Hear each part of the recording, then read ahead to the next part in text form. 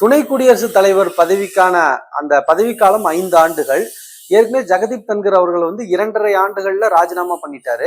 அப்ப இப்ப சிபி ராதாகிருஷ்ணன் அவர்கள் இந்த பதவிக்கு தேர்வு செய்யப்பட்டால் இன்னும் 2.5 ஆண்டுகளுக்கு மட்டும் கம்ப்ளீட் பண்ணுவாரா, இல்ல இவர் பதவியேற்றதுல இருந்து 5 ஆண்டுகள் இருப்பாரா அப்படின்னு சொல்லிட்டு ஆஸ்பிரண்ட்ஸ்ட பொதுவா இந்த ஒரு டவுட் இருக்கும். ஓகேங்களா? ஏன்னா ஜெகதீப் தன்கரோட பதவிக்காலம் எப்ப பதவிக்கு வந்தாங்கன்னா 2022 ஆகஸ்ட் முதல் 2027 ஆகஸ்ட் 10ஆம் தேதி வரை 14வது துணை குடியரசுத் தலைவருக்கான அந்த பதவிக்காலம் இருந்தது. ஆனா அவர் இப்ப ரிசைன் பண்ணதுனால இப்ப சிபி ராதாகிருஷ்ணன் அவர்கள் பதவி ஏற்கிற நாள்ல இருந்து 5 ஆண்டுகள் வரும். இந்த 2.5 ஆண்டுகள் டென்யூரை கம்ப்ளீட் பண்ண மாட்டாரு.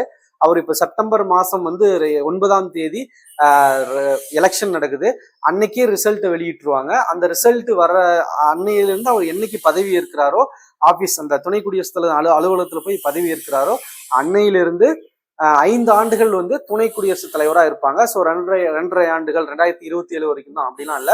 பதவியேற்கிற நாள்ல இருந்து 5 ஆண்டுகள். அதற்கு நடுவுல 2027 இப்ப இருக்கிற குடியரசுத் தலைவரோட திரௌபதி முர்மு அவர்களோட டென்யூர் முடிஞ்சிடும். அப்ப 27 எலெக்ஷன் நடக்கும். அது குடியரசுத் தலைவருக்கு மட்டும் எலெக்ஷன் நடக்கும். அந்த மாதிரி ஒரு டவுட் காமனா. ஸோ ரிசல்ட்டை பொறுத்த வரைக்கும் அன்னைக்கே வெளியிட்டுருவாங்க. 2 லோக்சபா ராஜ்யசபால இருக்கிற 2 எம்பிஸும் ஓட் பண்ணுவாங்க.